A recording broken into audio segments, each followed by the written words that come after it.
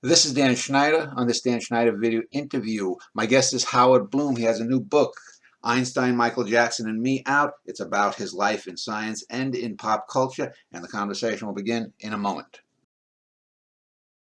Howard Bloom is my guest. He's been on my show a number of times. This time, he's back with a book, a memoir, Einstein, Michael Jackson, and Me. For those of you who don't know Howard Bloom, I'm going to give him a couple of minutes to introduce himself. So Howard, if you would, for those who do not know you, who are you and why are you here?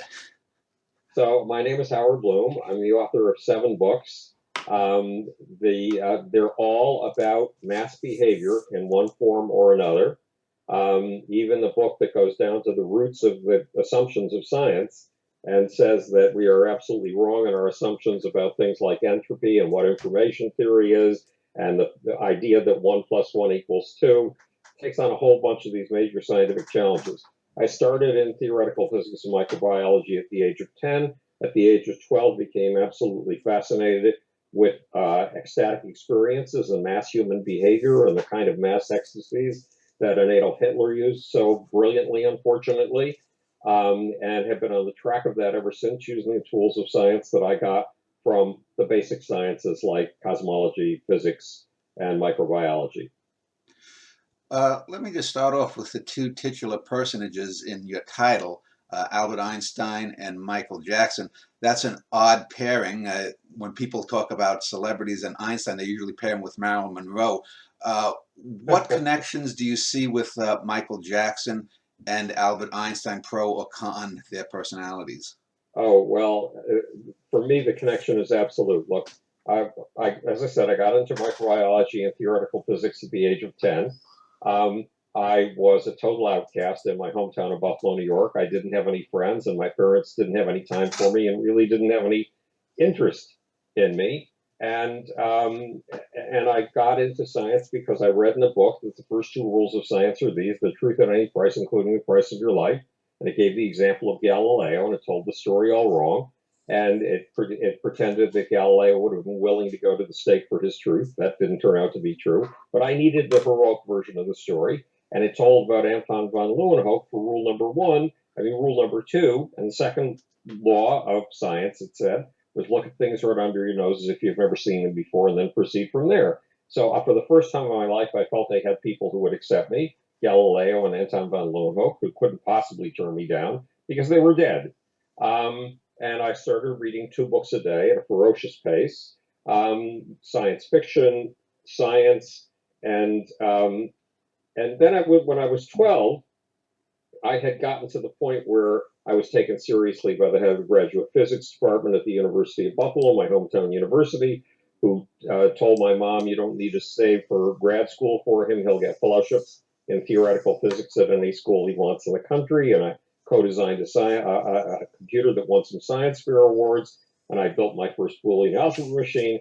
And then one day, something startling happened. A girl in class, I was in 8th grade, turned her eyes in my direction, and that had never happened before. And then she did something even more startling. She made eye contact, and that was electrifying. And again, it had never happened to me in my life before. And she said, "I told my mom that you understand the theory of relativity." Well, in those days, the reputation of the theory of relativity was that only 7 men in the world could understand it. And I didn't understand the theory of relativity, but I wasn't going to confess that, because the only thing I had going for me was the fact that the kids called me the sickly scientist.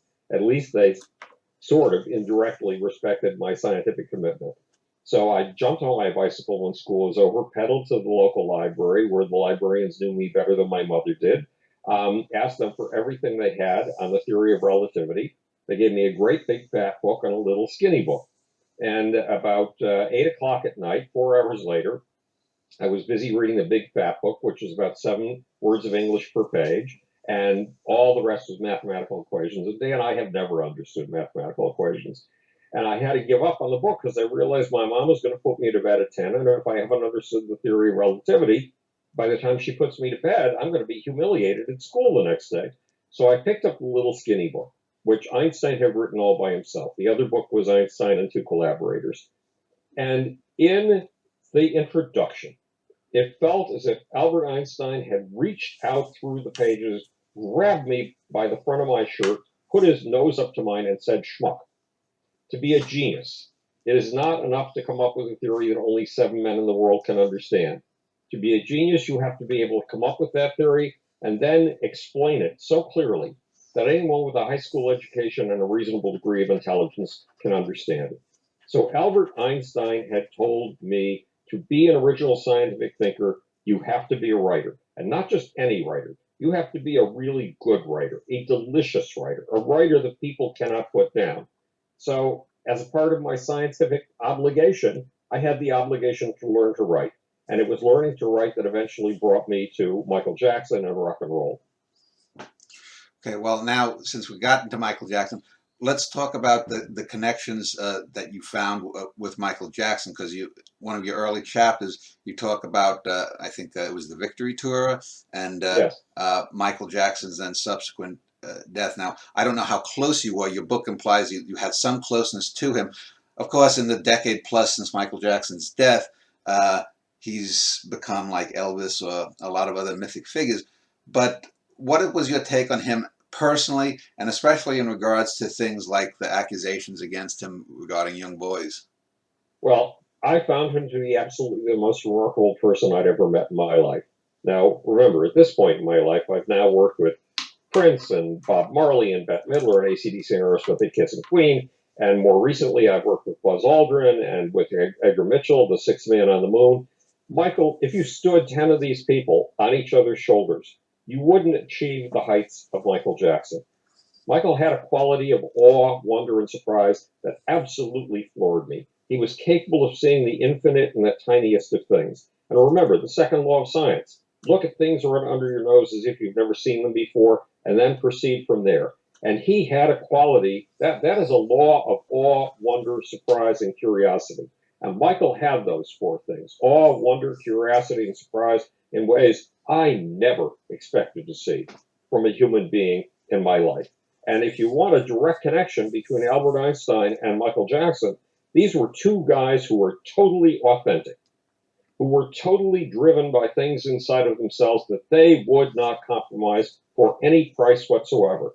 And both of them were committed to the truth at any price, including the price of your life, and to look at things right under your nose as if you've never seen them before and then proceed from there. And both were absolutely, if I can use the word, they were fucking geniuses. Both of them were fucking geniuses channeling something much, much bigger than themselves. Now remember, I'm an atheist, so I don't believe they were channeling God, but they were channeling some force of universal creativity that just buggers the mind. So let's talk about how you went from possibly a career in science in the 1960s to your career in pop culture, specifically how you claim that you had helped start the pop music magazine revolution. And do you have regrets over not pursuing science? I have no regrets because I've been pursuing science, Dan. My voyage, look, Charles Darwin would not have been Charles Darwin without the voyage of the Beagle and the Galapagos Islands.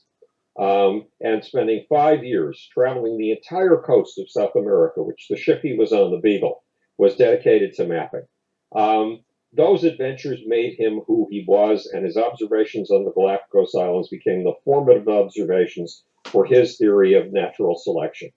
I told you that at the age of 12 and 13, I became absolutely fascinated with the ecstatic experience and how it's used as a mass ecstatic experience to shape the forces of history. And that's what I wanted to study. And I was given validation after 2 years of being on the track of this when I heard that there was a book called The Varieties of the Religious Experience. I was 14, and I spent 4 months trying to track the book down because Buffalo is not a book-rich city, and there was no Amazon in those days. And when I got it, it felt as if it was another one of those experiences where the author is reaching out through the pages of the book and grabbing you by the lapels. And it was William James saying, look, I have gathered these 7 or so absolutely astonishing, ecstatic experiences in this book. All of them border on the psychopathological. In fact, they could easily be called psychopathological. But in the hands of certain people, psychopathologies become the engines of history. And it was as if James had left these 7 examples in petri dishes on a lab bench for me, saying, I don't have the tools to understand these extraordinary experiences, but you're going to come along 50 years later, and you will have tools that I never had. So I'm leaving it to you to use the tools of science to understand these astonishing experiences. And I'm leaving it to you to do something else, to experience them yourselves, because if you cannot experience them yourself, any of your explanations will be dry, boring, and off the point. You will have missed the point entirely. So this is what my friend Robin Fox, a much more recent friend, who's the founder of the anthropology department at Rutgers University and the author of an incredible landmark book, The Imperial Animal, this is what Robin Fox calls participant observer science. So my obligation, Dan, as a science person, science is about the aspiration toward omniscience. It's about pursuing the greatest mysteries you can possibly find and finding a way to explain them without demystifying them, without disenchanting them. And that's the mission that I was left by my predecessors, by Galileo, by Anton von Leeuwenhoek, and especially by William James, not to mention by Albert Einstein. So I needed to get out of academia. I needed to go into the lands where the wild ones are. I needed to go into the territory, into the dark underbelly, where new myths and new movements are made. I needed to confront the gods inside of us. I needed to find the ecstasies. And because without exploring them experientially, I could not possibly explain them scientifically, and I would miss out on the entire scientific mission of my life. So my voyage of the Beagle was getting into something I knew nothing at all about, popular culture, and then a specific aspect of popular culture, rock and roll, and it was the most astonishing set of adventures I could ever have had in the name of science. So how did you end up editing a heavy metal magazine rather than, say, being a political operative for Hubert Humphrey or something, which would have been a different type of Well, venture? and actually, I was writing position papers in 1964 for 2 winning political candidates. But in 1967, the poet in residence at NYU thought I'd be the next great poet to come out of NYU. Poetry was very important to me. It was another way of exploring the mysteries and capturing them somehow symbolically. And one day he said, look, it was a poetry class. And he said, look, wait until everybody's left the room. Then I want you to lock the door. Then I want you to sit in that seat. And he pointed to the bowling out chair. So I did as he said. I sat in the chair and he said, look, you, last year I asked you to be on the staff of the literary magazine. You never even showed up. This year I'm telling you, you are the literary magazine. I'm making you the literary magazine's editor. You don't even have a faculty advisor. Once you leave that door, you are it. Now walk out that door. And I hated literary magazines, Dan. The typefaces were terrible. The sort of bird's egg blue they used on the covers was so boring that if you tossed a literary magazine into an orgy going at full tilt, you would have stopped the orgy and emptied the room. So I walked out looking very confused, and another student saw me and said, you look troubled by something. Can I help you? And I said, yes, I've just been named the editor of the literary magazine. And he said, well, why don't you come downstairs and have a cup of coffee? So because I grew up in isolation in Buffalo, I didn't know normal human rituals. I had never had a cup of coffee before. I didn't know what that was all about. So he took me down to a coffee shop, and I ordered water, and he ordered coffee. And he asked me one of the most important questions of my life.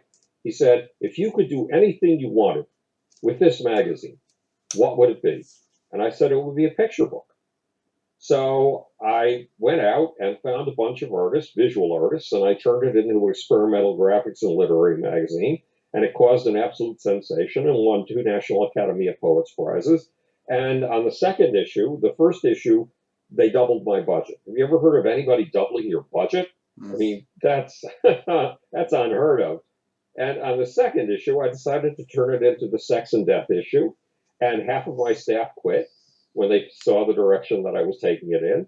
And it was gorgeous, Dan. It was 5-color printing. It was silver plus the normal 4 colors, the most gorgeous paper you've ever seen in your life. And when it came out, nobody on campus would talk to me, not even the poet in residence. But I got phone calls from the art director at Look magazine, which was a big, gorgeous weekly magazine in those days. I got a phone call from the art director at Evergreen Review, which was the leading avant-garde magazine of the time. And I got a phone call from Boys Life, which was the Boy Scout magazine. And they all wanted to have me come up to their offices and pick my brain. So I had fellowships. You know, the guy, remember the head of the graduate physics department who told my mom you don't need to save for grad school for him? Well, he was right. I got 4 different grad school fellowships. I graduated magna cum laude and Phi Beta Kappa. And they were in something that didn't have a name yet. Today it's called neuroscience. Back then it was sort of vaguely called physiological psychology. But there were no programs for it. I was going to have to paste my own program together at Columbia University, which is the fellowship that I accepted. And I realized something.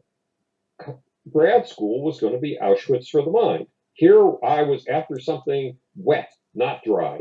I was after the ecstatic experience and how it forms the forces of history. There was no way in hell I was going to get anywhere near that by giving paper and pencil tests to 22 college students in exchange for a psychology credit. So my wife, I got married after my freshman year of college to a woman who's 5 years older than I was and had a 5-year-old daughter. And my wife had a previous husband who had been a student at Dartmouth. And my wife said to me in a sort of deniable way, well, I'm tired of having student husbands, implying that if you continue to be a student, I'll leave you. And it's not easy to find women who are willing to marry you, especially if you're me. So, so that was quite an important threat. And here I was with my artist. And one day I walked into the apartment of my most brilliant artist. And he was on the floor. His wife was on the floor. His 3-year-old was on the floor. They were all crying. And there was no furniture in the room, just a wall-to-wall carpet. And I asked what was wrong. They're crying, Dan. And he said, well, our electricity is being turned off, our telephone is being turned off, our furniture has been repossessed, and we're being thrown out of our apartment. And I thought, this guy's fucking brilliant. If I just take his work around for 2 weeks, I'll get him enough work that he can pay his rent, and then I can do whatever summer job I'm going to do before I go to Columbia. And so I said, okay, look, just give me your portfolio. I'll take it around and get you work. He said, no. I came here rode up from Boston with my best friend because we were determined to start an art studio. So you have to take his artwork too.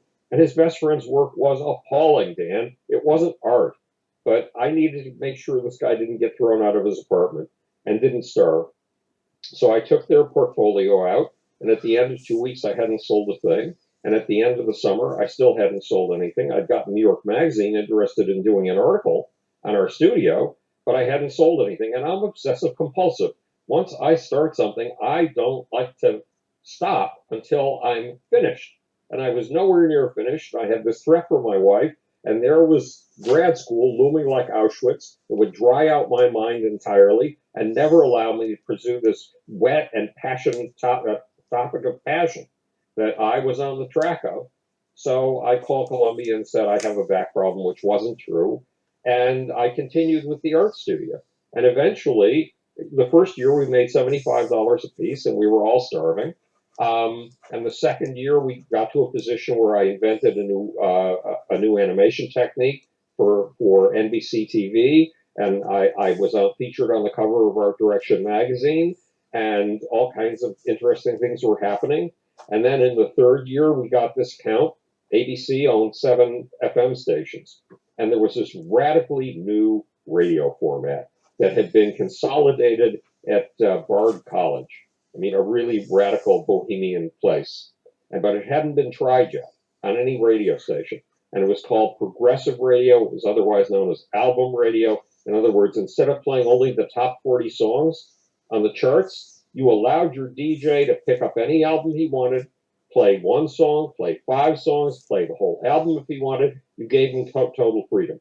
And ABC had made this really risky commitment. They were going to take all 7 of their stations all across the country and convert them to this new, totally unproven format. And who did they hire to do all of the artwork that would establish the personality of these radically new stations? They hired me. They hired my art studio. In fact, they asked me to found an advertising agency to handle their work, which I didn't want to do because I didn't want to learn time buying.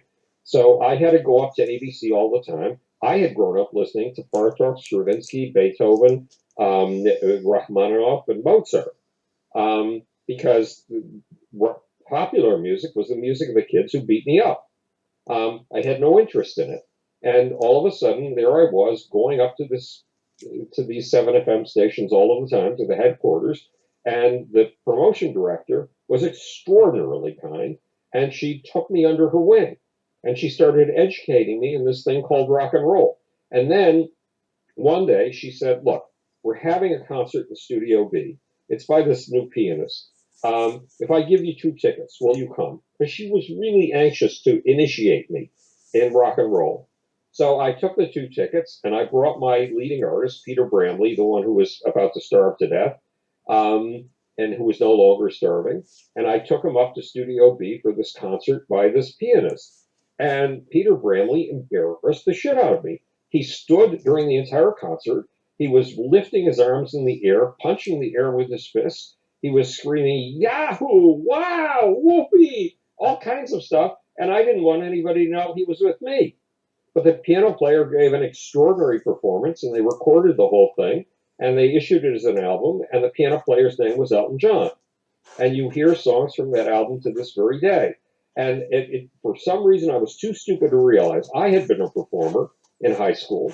I had actually been carried out on the shoulders of my audience at one point, and I should have known from that the energy you get from the audience is the energy that drives you on stage. So one of the primary energy givers in that concert, one of the things energizing Elton John, was Peter Bramley, who was embarrassing the fuck out of me. So this was my introduction to the world of rock and roll. So Howard, I'd like to jump slightly ahead into you're working with a number of pop stars, and I'm going to go probably sort of chronologically through your book. And the first pair that I want to talk about would be an odd pairing, because one is a white male, the other is a black female. And the white male is Vince Fournier, who had the rock band Alice Cooper, and I think he later changed his name to Alice Cooper. And then the black female is Stephanie Mills. Now, for me, even though I much preferred rock and roll, I was never a big Alice Cooper fan in terms of his antics or his singing. And even though I was not big on soul music, although I did like a lot of Motown growing up, Stephanie Mills was just fantastically gifted as a singer. You talk about her in The Wiz. And yet, if you look back now with 4 decades of hindsight, probably more people know Alice Cooper or Vince Fournier than ever knew Stephanie Mills now. And it seems to me a good example of style over substance winning in that case, in that Alice Cooper had the style, Stephanie Mills had the substance, but Stephanie lost in the overall scheme of things. Well, it's a very good observation, because Alice Cooper, first, how did I get involved with these people? I landed, for my art studio, I landed this really major account. There was a guy named Matty Simmons, and he had been one of the inventors of something called the credit card, which he invented for American Express. And he made a fortune with it. And then he decided he wanted to be a magazine publisher. So there was a magazine that came out of Harvard every year that went on newsstands all over North America and sold out in 2 hours. So Matty went up to Boston to meet with the guys who put this magazine out. It was called The Lampoon. And he said, "Look, I'll move you to New York City. I'll give you fabulous salaries. I'll put you up in incredible apartments. You'll be wealthy men in New York. Just turn this magazine out for me on a regular monthly basis." And the magazine was called The National Lampoon. Well, I managed to land the art direction for my studio of The National Lampoon. And that meant that we would have a whopping big check coming in every month. Now, remember, I told you that when I said to my leading artist, when he was starving, "I'll take your portfolio out for 2 weeks and I'll get you enough work that you can pay your rent," he said, "But you have to take the work of my best friend too." And his best friend's work made me nauseous. It was not art. And so the best friend, whose work was not art, said to the rest of the studio, "Well, now we have this regular monthly check coming in. Why do we have to give Howard his share? if we vote Howard out of the studio, we can all divvy up his share among us. What he was really after, though, Dan, was not the money. He was after the power. He wanted to personally art direct the National Lampoon. So they voted me out of my studio, and he made a total mess of the National Lampoon. The first 7 issues, if you go look to a library and look them up, they are completely embarrassing from an art point of view. And they lost the account, and all of the artists went back to being starving artists and died. One of them died, the most talented one, died of alcoholism at an uncommonly young age. Meanwhile, there I was out of my art studio, and I had started writing for 2 magazines, Rags, an underground fashion magazine, and a magazine called Natural Lifestyles. And one day I was covering a parapsychology convention for Natural Lifestyles, and a kid walked up to me and he saw that I was walking around with a pad in my hand, taking notes on everything, and said, "Would you like to edit a magazine?"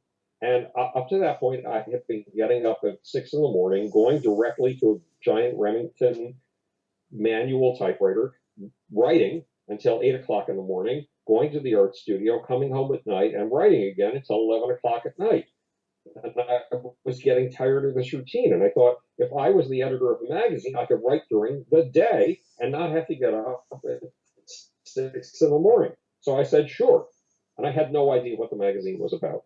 And in those days, you couldn't simply look up the name of the person you had an appointment with. He set me up for an appointment with the publisher on Google to find out who he was and what his name was. So I went up to this incredible office with 7 windows on the property of the UN. It was called 1 UN Plaza. And those 7 windows felt like they looked 5 miles up the East River and 5 miles down all the way to the Verrazano Narrows Bridge. You could watch a ship for an hour traversing that 10-mile stretch. And met with Jerry Rothberg, who was the publisher. And I asked him what his magazine was, and he said it was circus, so I thought it was about elephants and clowns. And I turned out to be wrong. It was about rock and roll. It was a rock and roll monthly. It was one of 3 rock and roll monthlies. It sold about 60,000 copies each on the American newsstands. So Jerry had a simple question for me. His 2 editors were quitting. He had 2 weeks in which to get to the printer with a complete magazine. He asked if I could turn out a magazine in 2 weeks. Well, I turned out 2 issues of the Washington Square Review, the literary magazine. So I thought, yeah, absolutely. And he hired me. And I gave him his first magazine in 2 weeks. And then I spent the next year analyzing magazines as if they were frogs on a lab bench. He wanted to achieve the kind of extraordinary sales that Bravo, a magazine called Bravo in Germany, achieved. They sold 1 million copies. And that Salut les copains, a magazine in France, achieved, and they sold 1 million copies in markets that were 1/5 the size of the United States.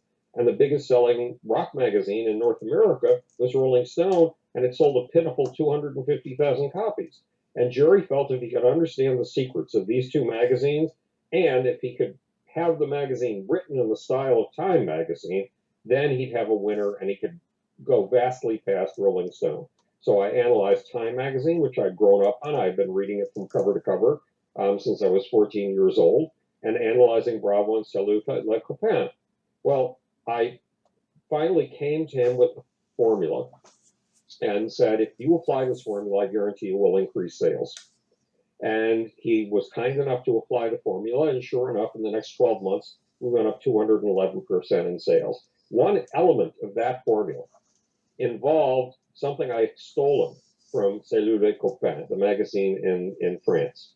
And it involved having a top 20, and under the top 20, having a ballot. So if you were a kid and you were ferociously dedicated to some act, you can drive it up the top 20 by filling in the ballot and sending it in. And if you're really motivated, you can buy 10 copies of the magazine and send in 10 ballots. You can ballot stuff.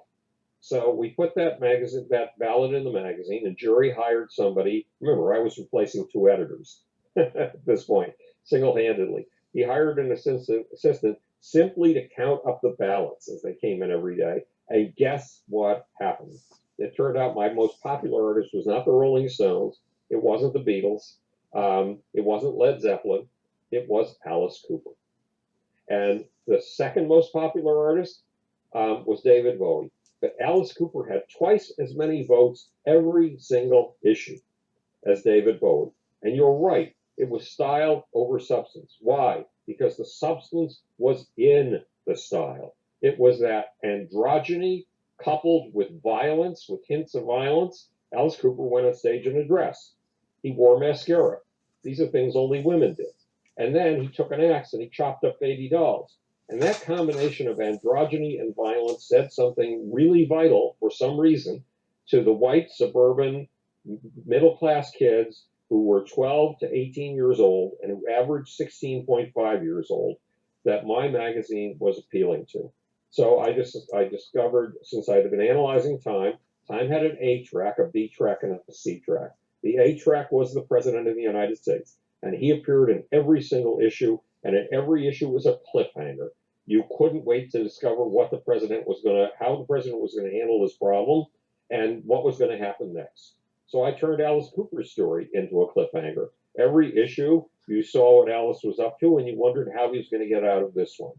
And I had a B track, which means somebody who appeared only every other issue. In Time magazine, that had been Henry Kissinger, and that was David Bowie. So he appeared in every other issue. And everything else was up for grabs. I had a 2-page spread with 6 different artists in the hope that my audience would respond to one of those artists. They would get enthusiastic. They never did. They stayed totally hooked on Alice Cooper and totally hooked on David Bowie. Well, not totally, and half as hooked on David Bowie the whole time that I was there. So style is often more than it seems. The statement you make with the way you stand on stage, your stance, with your muscular gestures, and with the way you clothe yourself, you turn yourself into an icon and you get across a vital message, even if it's all style and no substance. And then Stephanie Mills, so the magazine increased in circulation 211%, and Chet Flippo was one of the founding editors of Rolling Stone, and he founded Rolling Stone's East Coast office, and one day he sent me a great big manila envelope by messenger. Now, writers don't send packages by messenger, they can't afford them, but he sent it to me anyway, and in it was 6 pages about some little guy in a converted broom closet on the UN property who was turning straw into gold. And he said had created an entirely new magazine genre, the heavy metal magazine. And that was me. Of all people, that's what I'd accomplished by following Jerry Rothberg's dictates, trying to give him the magazine of his dreams. And so, but Jerry came to me at one point. Remember, I had never worked for anybody in my life. I had co-founded my own art studio and run that for 3 years. And Jerry came to me at one point and said, "Don't you think it's time for a raise?" And, well, I never thought about raises. I didn't know the rituals of standard work, so I thought about that. And then I called the editors at Natural Lifestyles and Rags, who had one of them had gone on to co-found a magazine with, what's her name? At any rate, the magazine was called Ms. And others had gone on to Vogue, and I asked them, how much should I be asking in a raise? And they said, tell me what you do. So I told them what I did. Remember, I replaced 2 editors, and they said, you need a 60% raise. So I went to Jerry with my 60% raise, and he said, absolutely out of the question. So the only thing I could do to save my dignity, I don't have much dignity, but the little dignity I had, is to quit. So I gave him 6 months notice. And I wrote a 57-page booklet on how to do the Circus Magazine formula that I'd worked out. And I found a really terrific writer named Steve Gaines, and I spent 6 months training him. And I had no idea what I was going to do next to support my wife and her 5-year-old, who by now was probably 10 or something like that. And then Steve Gaines, the writer that I was training to replace me, said, look, I want to introduce you to somebody. And he introduced me to Seymour Stein. Seymour Stein is the guy who founded Sire Records. And Seymour Stein is the guy who would eventually discover Madonna. Back then, he was working with, I'm not sure whom, Echo and the Bunnymen, Depeche Mode. The big acts for me were Renaissance and the Climax Blues Band. And Seymour hired me, or got me hired, to start a public and artist relations department from scratch for Gulf and Western's 14 record companies. Well, we had a problem at Gulf and Western, and this is where Stephanie Mills comes in. And our problem was that the son, the 16-year-old son of our president, the president of Paramount, whatever we were called at that point, Famous Music, I think it was called. But our president's son had come down with leukemia. And at that point, leukemia was a death sentence. So our president would come in every day at 9 o'clock in the morning, which is totally uncharacteristic for record company presidents who have to be out late at night and come into the office at 10 or 11 in the morning, and locked himself behind his giant wooden door, and we never saw him. So there were no staff meetings. There was no sense of direction to be given to the company. And for me, Dan, that was perfect because it meant I could do whatever the hell I wanted to do. But somebody took advantage of the situation. Another company that Gulf and Western owned was called Paramount Pictures. And Paramount Pictures was a brilliant, glittering, blockbuster success. So the president of Paramount Pictures, who had a legend of being a mini Napoleon, he was 5'4" and one of the most powerful men on the planet, went to the heads of Gulf and Western and said, look, your little fuck-ass record operation is not accomplishing anything. It's just losing you money. Why don't you make it answer to me, and I'll make it make money? So they did. They made Tony Martell, our head, the head of our operation, answer to the head of Paramount Pictures. So one day, and meanwhile, Paramount Records had an A&R guy, and he was one of the loveliest men on planet Earth. And when he got enthusiastic about something, he really got enthusiastic about it. And he would walk into my office every other day with somebody who he was wildly enthusiastic about, who he swore was going to be a gorilla, a smash, a star, yada, yada, yada. And those were all his phrases. And none of his artists ever came to anything at all. So I listened to all of his wild stories. I enjoyed his enthusiasm. And then I shut my door and I went back to work on the things that really mattered. Well, one day he hit me with a real problem. He said, I've got this artist. She's a 13-year-old girl from Crown Heights in Brooklyn. And I've got her performing at a showcase at the Plaza Hotel tomorrow afternoon, tomorrow at noon. Well, Dan, I was head of public and artist relations. So if there was an artist that we were involved with playing anywhere in the New York City area, I had to be at the concert to demonstrate support. So I went to see this performer, absolutely certain that she would be as pathetic as hell, like all of his other acts that never made it anywhere. And I sat there in this little, these nightclub style theaters. They're round and they have all the tables are focused on the stage and they have tier after tier of table. And so I sat in this little mini nightclub and this 4'8" girl, 13 years old, came on stage and it was as if she had reached her hand into your throat and grabbed you by the trachea and put her nose up to yours and was singing directly into your eyeballs. And she held you that way for 45 minutes and she would not let you go. And it was one of the most astonishing performances I had ever seen in my life. Now, we had a room at Gulf and Western's 14 record companies in the Gulf and Western building, which is now a Trump building on Columbus Circle overlooking Central Park. I had three windows overlooking Central Park from the 23rd floor.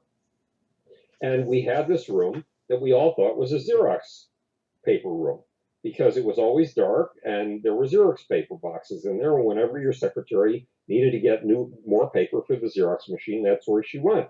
Well, one morning, in fact, it was just a couple of days after the Stephanie Mills thing, we all walked in and we saw that there was a light shining in this storage room. And we looked in, and it turned out it was a conference room. And the thing on which all the boxes had been stacked, the boxes of Xerox paper, was a giant conference table. And we saw that the room had been totally cleaned out.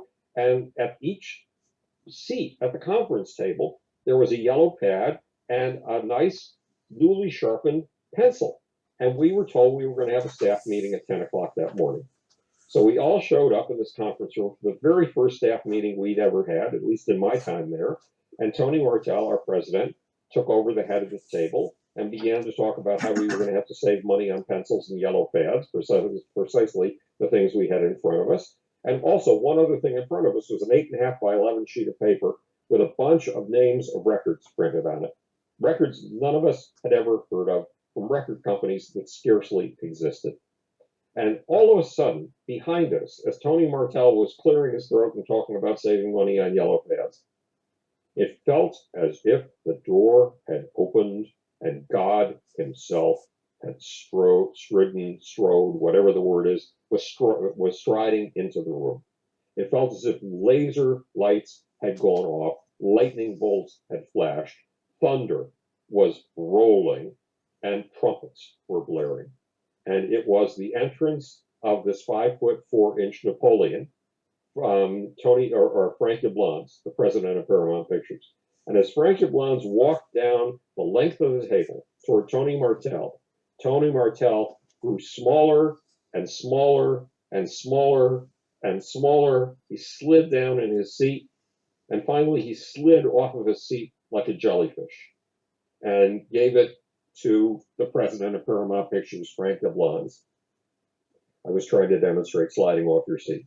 I don't know if it worked with this little webcam, but at any rate, and Yablans looked at the 8.5 by 11 sheet of paper with the names of the records on it, looked at record number 1, turned to the department head on his left and said, "You, what are you doing about this record?"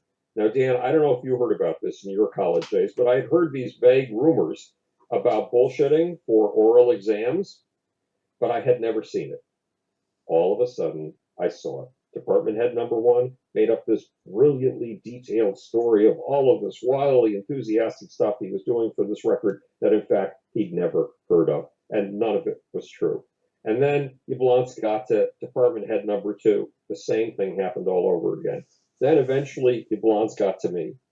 And I stood up and I said, "Mr. Yablans, I'm not doing anything about this record. In fact, I'm not doing anything about any of the records on this list. They all come from companies whose presidents we don't even have the phone numbers of them. None of us have heard of these records before. They would be a waste of our time." But I saw a girl yesterday at the Plaza Hotel, and then I described Stephanie Mills and what she had accomplished, who was absolutely astonishing, and I am devoting 40% of my time to Stephanie Mills. And when I finished talking, Yablans, without saying a word, walked out of the room. And as all of us, the staff, the department heads, were crowding out of that room, the vice president over my head grabbed me by the arm so hard I had the marks of his fingers on my bicep for a week and said, "You fucking none. If you ever do that again, you are fired." And when I got to my office, my secretary was standing there saying, "Mr. Yablans called for you," or "Mr. Yablans' secretary called for you. Mr. Yablans is calling a meeting of all of his department heads at noon tomorrow. He wants to see you, and he wants to see Stephanie Mills." And that was the start of a career for Stephanie Mills, and it was the start of my working for Paramount Pictures, because every time they had a new blockbuster, like Robert Redford's The Great Gatsby, they would call me in, and Yablans apparently told all of his department heads, "Just call Bloom in, let him do whatever the hell he wants, and whatever he does, I guarantee you he's going to give you results." So the difficulty with Stephanie, the difference between Stephanie Mills and Alice Cooper wasn't just a difference between style and substance. And remember, style gets a message across, and it can be a profoundly important message, even if there's nothing special about your music or your performance. And Stephanie had the real deal, as you pointed out, absolutely down to the balls of her feet. But Stephanie was always managed by her family. For a while, she had these 2 gay Italian guys who really were very sweet and very dedicated, but they didn't know what they were doing. Now, Chef Gordon, on the other hand, Alice Cooper had Chef Gordon. Now, Chef Gordon had been a student at the University of Buffalo, my hometown university, who claimed that he had made a fortune playing poker. And I would later, and I just thought he was a drug dealer and this was a cover. And years later, a friend of mine who had gone to the University of Buffalo told me, no, Chef was for real. He was constantly making money playing poker. He had a lot of my money, said my friend, thousands of dollars of my money. So Chef decided to take his money, buy a car, get a couple of friends, and they'd get in the car and they'd go to California. It was the days of the song California Dreaming and a whole lot of other California songs. It was the days of Haight-Ashbury. So Shep arrived in California, and he went to a little music club, and the place was only half full, and he watched an act that didn't terribly impress him, and the audience stayed there. And then he saw another act get on stage, and everybody left. All of the members of the audience left. And Shep put two and two together. He figured when Bob Dylan first played at a folk club in New York City, everybody walked out. The only reason the tables didn't walk out is that their legs didn't bend at the knee. And so if somebody is sufficiently motivated by an artist to actually walk out, that means the artist has a certain punch and has star potential. So Shep went to the band and said, I'll manage you. Now, Shep had no experience at management whatsoever, but Shep became one of the best managers in the record industry. And meanwhile, Stephanie was managed by her family, and they did not become among the best managers in the record industry. And the real secret to success is touring. But to do the touring right, you have to understand the subtleties of tour strategy. Well, Shep came to understand that brilliantly, and Stephanie's parents and family never did. And the result was that even though Stephanie could outperform Alice Cooper 10-1 any day of the week, audiences did not get to see that performance, and they specifically did not get to see that performance in the way that bonds an audience for life to the artist. So it was a problem of management. It wasn't style versus substance. It was having a manager who, though he learned on the job, knew what he was doing and was brilliant at it, and having people who never really got the hang of management at all. An artist is not just an individual, a superstar on a stage. An artist is a team. And if the team isn't functioning, the artist isn't functioning. So, Howard, I want to turn and give you a few other pairs of artists and things to talk about. First off, I wanted to talk about, you seem to have taken on some artists that you weren't really high on, or even some genres. Disco and ZZ Top come to mind. How did you handle these artists and these art forms that you weren't particularly enthused with? Finding the authenticity, finding the soul. I mean, if you came to me as a potential client, I would give you a lecture, and the lecture would go like this. If you expect me to fashion an artificial mask for you, an image, and sit there like a sleazy guy in a plaid suit with a cigar in his hand, going, kid, I'm going to use this thing to make you a star, then I'm going to send you to my best competitor. If you're going to work with me, you have to understand that music is not an exchange of plastic. It is not an exchange of downloads. It is not an exchange of money. It is an exchange of human soul. And if you're going to work with me, I am going to find the fucking soul inside of you that writes your music. I'm going to find the fucking soul inside of you that dances you like a puppet on stage. I'm going to introduce it to the you of hello, how are you? Fine, thank you very much. I'm going to show you how to get that soul across to your audience, because you don't just owe your audience your songs. You owe your audience your life. Kids are going to grow up on the trellis of your role model. Wait, I'm losing track of the question. So the question was ZZ Top. Okay, so it took me 6 months with ZZ Top to find the soul. I used to call this secular shamanism, finding the soul of something. And both ZZ Top and disco had a tremendously powerful aspect of soul, because it was not just their individual souls that turned out to be relevant. It was the soul of an entire subculture, which is part of the secret to what I did in the music industry. It turns out that Texans felt ashamed of their culture. Their culture was very different from the culture of the other 49 states. Most of the rest of us grew up learning about George Washington and Abraham Lincoln, not Texans. Texans grew up learning about Sam Houston. They grew up learning that if you took a chainsaw and sawed all along the Texas boundary, and you set Texas afloat in the Gulf of Mexico, Texas would be one of the 6 leading economies in the world. And yet, when people left Texas, they were so ashamed that they pretended to be from someplace else. Janis Joplin, who was from Port Arthur, Texas, pretended that she was from San Francisco. The Winter Brothers, who were also from Texas, pretended they were from Connecticut. And ZZ Top wanted to end that. It wanted to take Texas culture to the world. So they had me go to the office of the mayor of Houston, Texas. They took me there, and they had the mayor name me the ambassador of Texas culture to the world. Why? Because I believed in the right of every subculture, as long as it was not being violent and genocidal, to exist, to have an identity, claim to having its own source of pride.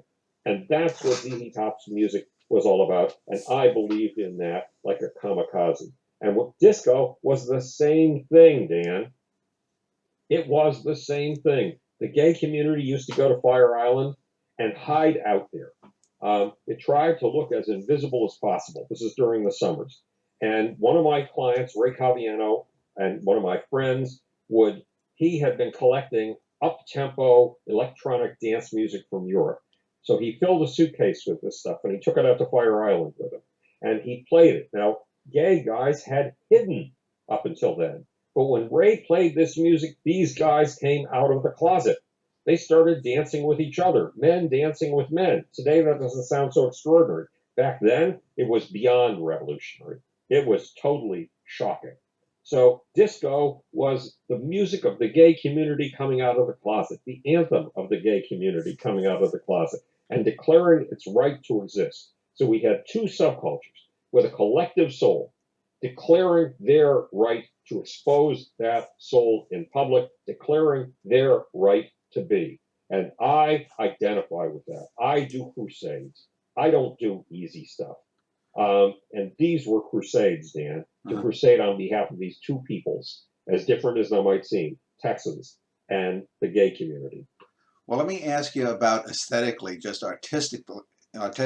How strong was your aesthetic allure to something? I mean, if someone had come to you in the early 1970s and said, Howard, we want you to represent Johnny Cash, or say Roy Clark, who was then on Hee Haw, a very corny thing, but he was a great, great guitarist. Would you have taken on? I did represent him. You did represent Roy Clark. I got him into People magazine. Oh, really? When I was a little kid, 3.5 years old, I didn't have my parents around when I was a kid because my father was drafted, and my mother had to go take care of his store. And 3 years later, when my dad came back from the war, all of a sudden they had parents. Well, one Sunday morning I got up and this wonderful cozy scene. There were parents sleeping in a bedroom, something I'd never had before. And I walked to the front room. It was 6 o'clock in the morning or something like that. And I turned on the radio in the front room, 3.5 years old. And I heard, first of all, a bunch of farm reports, which were totally alien to me. And then I heard country and Western music for the first time. And I bristled against that music, Dan, because I grew up as a Jewish kid, and an urban Jewish kid, and I could feel that there was a strange subculture here that would have stomped me out of existence. So I hated country and Western music. But then when I went to work for Gulf and Western, one of our most successful record companies, and the record company I wanted to work with the most, two of them were Sire and Dot Records. Dot Records was the #3 company in the country and Western business. And it wanted to be #1. And I loved that ambition. And I loved the fact that here was a music speaking on behalf of an entire people who at that point were imprisoned in the ghetto of the Bible Belt. And with this music, they were trying to get beyond that belt and go not just national, but international. They were trying to establish their pride too. And though I didn't care for the music, I cared for the people. And I cared for their right to exist, not just as a subculture, but as individuals. So yes, I got Roy Clark into People magazine, a brand new magazine at the time. I got the first national press for country and music artists, and I helped country and music cross over internationally because these people had a right to exist. Let me talk now to some artists that you personally liked and were not too enthused about. On the pro side, you speak very glowingly of Joan Jett. And on the negative side, I believe it's either REO Speedwagon or Styx that you had, if not a falling out. They didn't particularly follow your advice. So let me just ask you about Jett. And was it REO Speedwagon?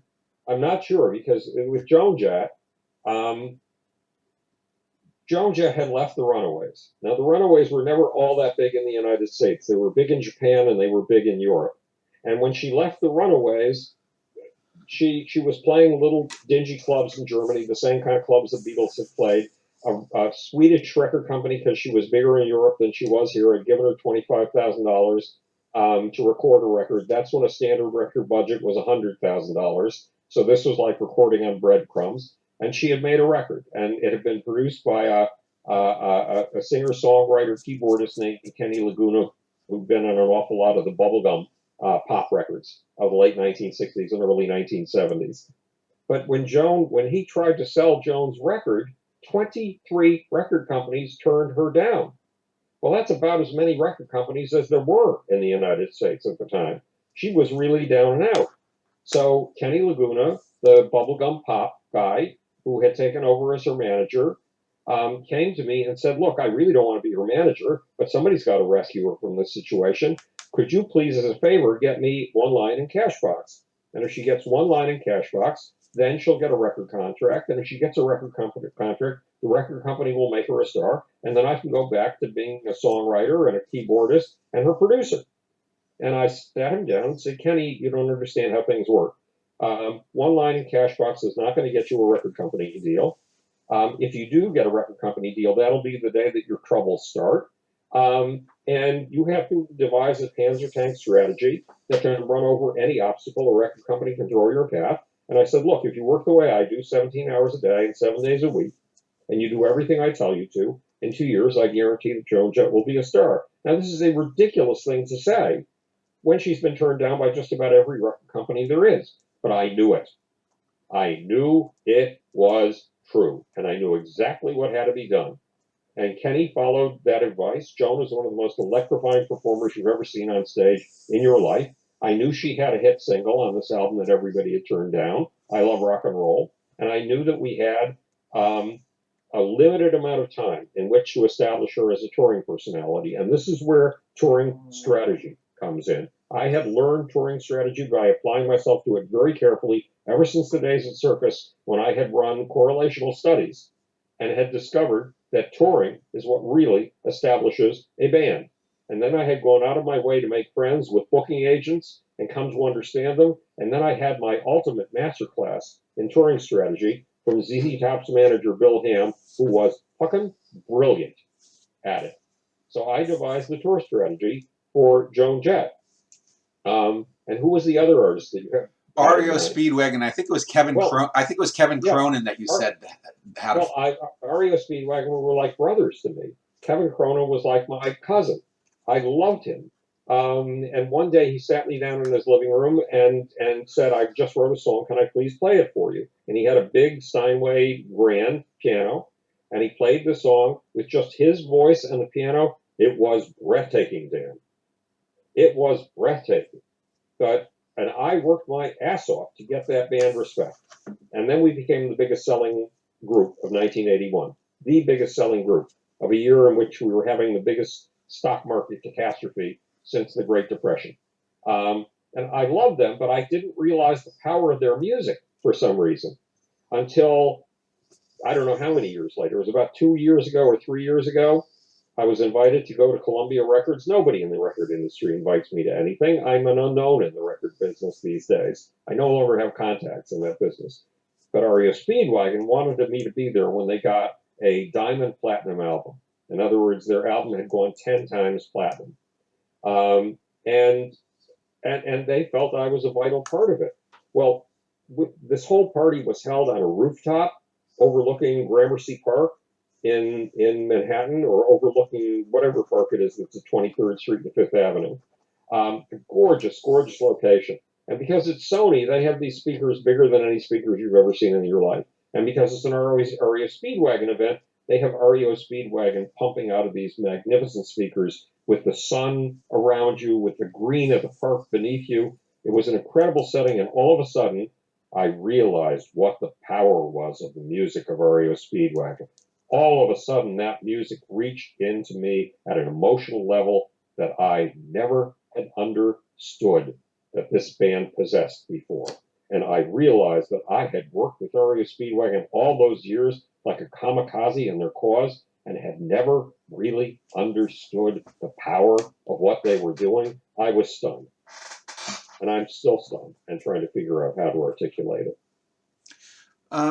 You have a chapter called Stars You Could Not Grok, which goes back to Robert Heinlein's Stranger in a Strange Land. And I wanted to talk about some of them. Also, you mentioned Billy Joel and how he basically, you think, dumbed down his career. And then you also talk about Lionel Richie and how you failed. So let's talk about those stars, Richie and Joel, and the pros and cons of them working with them? Well, let's start with Billy Joel. I had felt for years, remember, I had edited a literary magazine that won 2 National Academy of Poets prizes. I took poetry very seriously. I wrote it, and it was a very important part of my life. And I felt that there were 2 artists who would be in the poetry anthologies of the 21st century, which at that point seemed a long ways away. And they were Billy Joel and Paul Simon, both of whom I ended up working with. So I loved Billy Joel's music. I loved the anger in his music. I loved all of the anger against his first wife in his songs. I loved riding motorcycles in the rain and that sort of thing. So I went to work for Billy Joel joyously. I was delighted to try to get across. The press hated him. The rock critics hated him. And I delighted in turning them around when they had misperceived something radically. And then one day, I hadn't seen Billy in a couple of months. I don't hang around, Dan. I don't know how to do that. But I called Billy and said, can we get together? I haven't seen you in a while. I need to just refresh myself on you. So we got together for breakfast at the whatever the restaurant was on the ground floor of the Essex House, and it was the first day really of spring, and we were sitting at an outdoor table. Well, I went to meet Billy at the elevators. And when Billy got out of the elevator, he was carrying this little black and white marbled notebook, like the notebook your mom sent you to second grade with. And I wondered why in the world he's carrying this. So then we sat down at an outdoor table, and Billy explained something. He said when he was a kid, when he was a teenager, and standing on the corner watching all the girls go by, to cop a line from a 1950s song, he and his friends all thought that girls were a totally separate species, and you couldn't talk to them. They were like mules or something like that. You could score with them and then come back and brag about it to all of the guys, but you couldn't talk to them. And Billy explained that the previous night he'd been at a party and he'd met a woman he could talk to as if she were a guy. And she had the kind of intelligence he only expected from another guy. And they sat up talking together until something like 2 in the morning. Now, one bit of background. Billy has an incredibly hard time writing songs. It can take him 3 months to write a song because he paces in his piano room out of Oyster Bay on Long Island. And he calls his piano the Beast with 88 Teeth, his big grand piano. And every time a lyric occurs to him, he thinks it's hackneyed. He thinks it's trite. He thinks it's been done before. Every time a melody occurs to him, he thinks it's hackneyed and trite, and he throws it out until he can find something that he's reasonably comfortable is not as hackneyed and trite as the rest of the stuff. So Billy it can take him 2 years to write an album. But Billy had come home from meeting with this woman the previous night at 2 in the morning, and by 5 in the morning, he had written an entire album of songs. He had written those songs in the little black and white marbled notebook that he had with him. And the album was the one with Uptown Girl on it. Mm-hmm. And it's Billy's biggest selling album. It sold 20 million copies the last time I checked. And I just thought it was horrible because it was trite. It was cliched. It was hackneyed. It was all of the things that Billy ordinarily avoided like the plague. So I really would not have been happy working on that album. And Christy Brinkley wanted control over Billy's life because that was the woman he'd been talking to. And Christy got us fired in a wicked, mean, and nasty, dishonest, totally dishonest way. But it wasn't an album I could have felt all that comfortable with, even though I believe in Billy tremendously. Now, how about Richie and some of the other stars you couldn't grab? Lionel Richie, the problem wasn't, I mean, he made wonderful, wonderful music, and he was a wonderful, wonderful human being. But he had fired his manager, Ken Cragen. Now remember how important managers were to the difference between Stephanie Mills and Alice Cooper. Management meant everything. And Lionel had an absolutely brilliant manager, Ken Cragen. So he hired me to be his manager until he could find a manager. And I said, look, if you're going to hire me for this, it's going to take half of my time every week. So you've got to pay what it would cost me for the overhead of my staff for half a week. And he did. He paid me an incredible amount of money. But there was one thing, I knew management like crazy. I made my managers look brilliant because I watched what they could do and what they couldn't do. And I filled in what they couldn't do. And the result was star after star after star after star. But there was one aspect of management I couldn't handle at all. I am not comfortable talking about money. And managers have to be very good at negotiating money. So when it came time to negotiate with Motown Records and negotiate more money for Lionel, I crumped out on the job. It was Jay Lasker who was heading Motown Records. He had been the president of ABC Records when I had been head of their East Coast and Public and Artist Relations Department. I should have been able to walk into Jay's office, but I simply cannot negotiate money. So I felt I failed Lionel, even though I basically kept him alive and kicking until he could find a manager, which was the main thing he hired me for. And in the stars that you couldn't rock, if you can just name two or three. Well, Kenny Loggins was a big disappointment for me.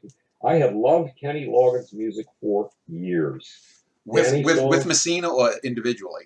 Individually. Huh. And Danny's song is just one of the greatest ever. He's a terrific vocalist and writes great songs. And my technique was to study everything I could possibly find about you, everything that had ever been written about you, every lyric you'd ever written, every album cover you'd ever put out. And I did that for Kenny Loggins for a month. And I couldn't make head or tails of his upcoming album.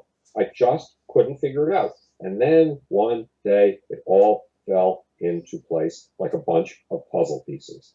And I could see how the songs fit together.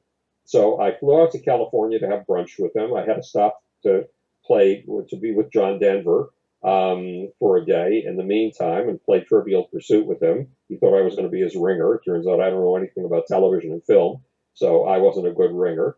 But I have an encyclopedic knowledge elsewhere, but not there.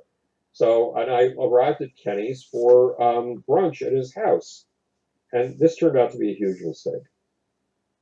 I sat him down and I said, look, so far as I can see, your new album is about having a woman who looms over you like a giant, like Paul Bunyan leaned over ordinary axemen, and who intimidates the shit out of you. And all you want to do is get in a Lamborghini and drive away from her at 200 miles an hour. She scares the shit out of you. And Kenny turned gray. And he said angrily, who has been telling you about my problems with my wife? So that was the end of trying to find Kenny's soul, because finding the story there would have been, he could never have told that story. He didn't want me telling that story. He didn't even want me knowing that story. So I failed on Kenny Loggins, even though I thought he was just extraordinary. I mean, we never really failed on people. If my competitors would feel they did a good job if they got you 6 stories a month, and I felt we were a failure if we got you any less than 60 stories a month, and our average was 120 stories a month. So we did a good job of publicity for you, whether I felt I had done my job properly or not. But on Kenny Loggins, because I couldn't do the secular shamanism thing of finding his soul and showing him how to share it with his public, I felt like a total and complete failure, an asshole. Howard, I want to, in this final segment, just throw out a few questions to you. Hearing you talk about Billy Joel reminded me of about maybe a year or so ago on public television out here in Texas where I live. I saw, I guess, the tail end of a documentary on Billy Joel, and he was in his studio with Mick Jones from Foreigner, the rock band Foreigner. Oh, wow. And another band I worked with and failed on. Yeah, but Mick Jones was talking about writing music and how he wrote some of Foreigner's best hits. And the interesting thing I found was that Billy Joel admitted that he didn't know how to read music the way Mick Jones did. Amazing. And I'm just wondering, how many of your own artists that you worked with could actually, decipher and read musical notes, and how many didn't? And were the ones who were more musically inclined and could read it, were they somehow more successful? Do you know? Since I can't read music, even though I was taught how to read it, I never took. I never found that out. But the curious thing is, I would have clients who were remarkably well educated in music because they had gone to places like the Berklee School of Music. And Dan, they were failures.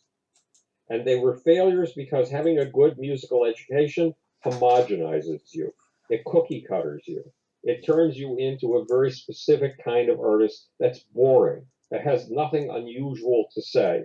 So it's artists who haven't come up through a good music education who are the best artists because they are total outsiders, and as total outsiders, they have to invent their form of music as they go along.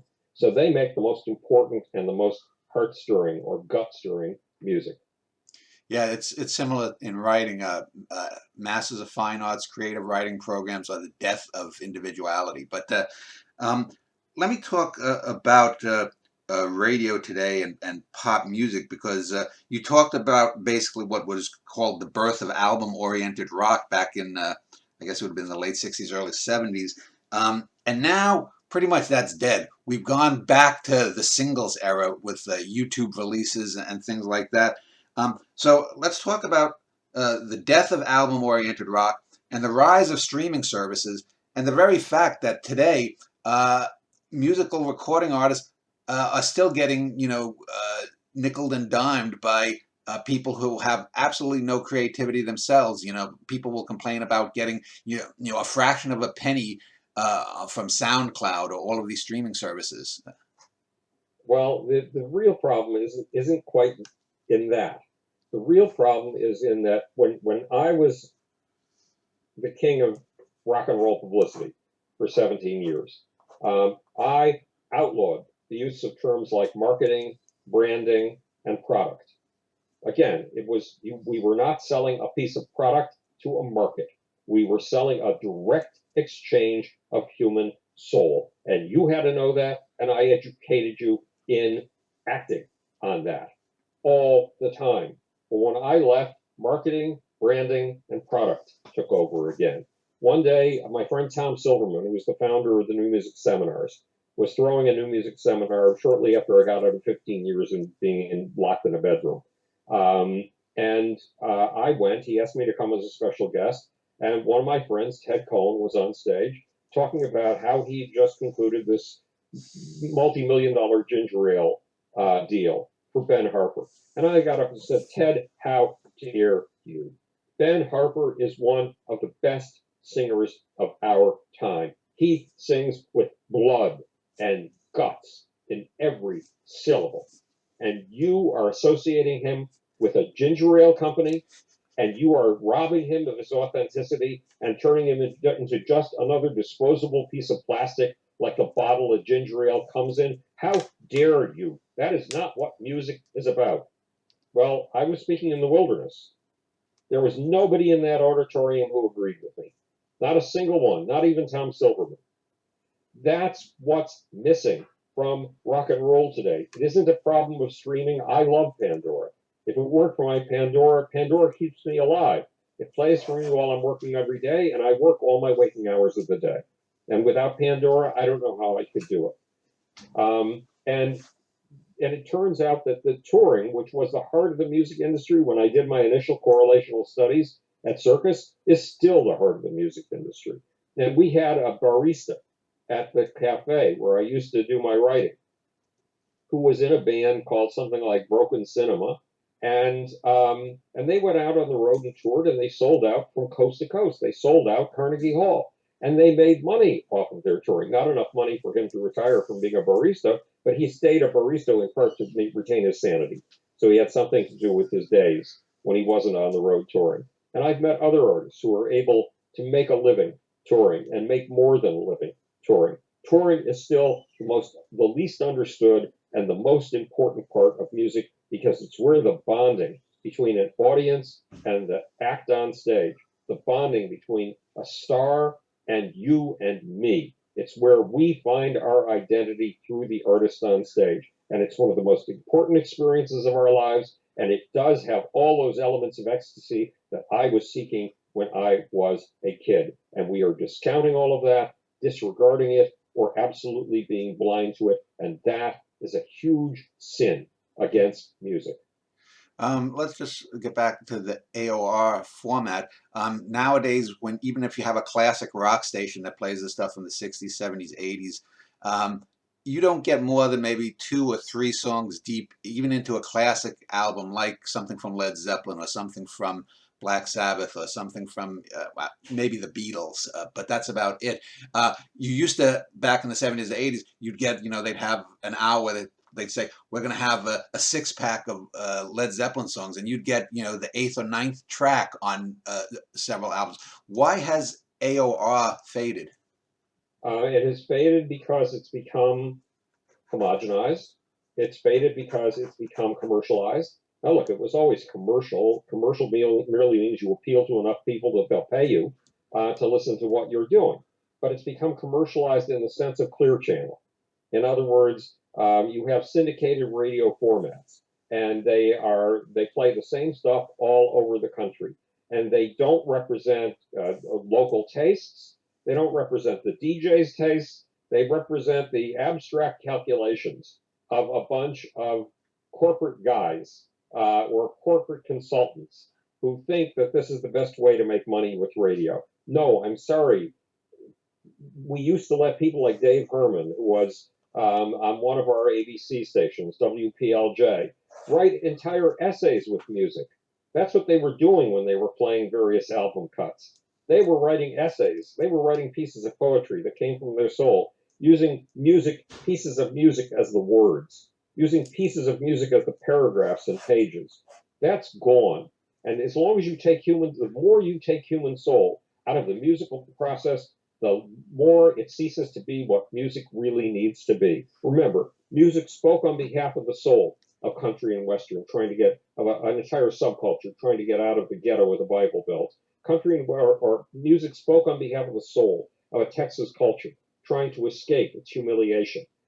Music spoke on behalf of the soul of the gay community, trying to get out of the closet. Joan Jett's music spoke to the soul of young girls whose moms had jobs and who were growing up in a new form of culture where moms had power as well as dads, and they felt they were personally insane and couldn't share their thoughts with anybody, couldn't share a common sentiment with anybody. And Joan showed the common sentiment even if they couldn't explain it in words. Music is about individual soul, it's about an exchange of individual souls, and it's about collective soul. The soul of a subculture with declaring its right to exist. And when we lose that, we lose the real heart and soul of music. And I hope that somebody comes back with that kind of prophetic attitude, coming in like a prophet from the desert and preaching the truth that I had back in the days when I was in the business. The music industry or musicians deserve that kind of grounded authenticity that comes from the raw roots of who we are and why our passions exist. I remember Dave Herman and PLJ. I don't know if you know, but the call letters were named after the then owner's favorite drink, which was white port and lemon juice. Yes, exactly. But I did one final question before we get to wrap up. A couple of months ago, I came across something online. Someone had sent me, I guess, an email about listen to the band. I get lots of emails from people, read this person, listen to this. It was a band called Greta Van Fleet, and they, I guess, recently won a Grammy Award for Best Hard Rock act. They get slagged online, a lot of people, for copying Led Zeppelin or sounding too much like Led Zeppelin, although the singer sounds a bit like Robert Plant, also a little bit like Ronnie Dio. How in touch or how up to date are you on modern pop music? Do you keep track of bands like a Greta Van Fleet or the next big act that comes along? Well, I let my Pandora do it for me. And so I have various different stations. I have a Fiona Apple station that takes me to people like Vienna Tang, to unusual female artists. I have a station that plays me things like the Eagles of Death Metal, and a Pack of Vultures, or whatever they're called, a bunch of strange heavy metal bands. And I don't know what's in the mainstream because Pandora is trying to follow my tastes and find things that will appeal to me. And music has become much more fragmented in that way. The icons, I mean, what in the world is, what's her name? The blonde with the tiny little waist. Lady Gaga? No. Lady Gaga has at least demonstrated that she has a tremendous range. but the major pop stars today, to me, don't seem to stand for anything important at all. So let's talk about the future. You've written in the last few years a few biographical books. Are you working on anything that will get you back to writing a book about science or even philosophy, something that... Yeah, I'm going back. All of my books, if you look at them, are about mass behavior, whether it's the mass behavior of quarks, or the mass behavior of galaxies, or the mass behavior of human beings, like the Muhammad Code. It's a book about one of the most historically important forms of mass behavior that this planet has ever seen, the rise of Islam. My autobiographical books, How I Accidentally Started in the 60s, is about the rise of a mass movement called the hippie culture. The music book, Einstein, Michael Jackson, and Me, is about the rise of all of these subcultures. So my next two books are going to go back to my science. One of them is called Everything You Know About Nature is Wrong, The Case of the Sexual Cosmos. It was originally called The Case of the Consumerist Cosmos, the subtitle, but it turned out that sex is the most extraordinary and extravagant form of consumerism and materialism and waste and vain display that this cosmos has ever seen. So it's got to be The Case of the Sexual Cosmos. And the book probably after that is The Grand Unified Theory of Everything in the Universe, including sex, violence, and the human soul, which has been the title of the project that I've been working on for the last 40 years or so. And I need to put together all the pieces for you as a reader, or for readers who come after us when we're gone, so they can see how all of these books fit together and all of the concepts fit together. Well, howardbloom.net is your website. I'll link to that below this video. And Einstein, Michael Jackson, and Me is your current book. So I want to thank you for spending time talking about it. People can buy Howard's book on Amazon and other locations online. So thank you, Howard. Well, Dan, I always appreciate talking to you. It's a tremendous experience.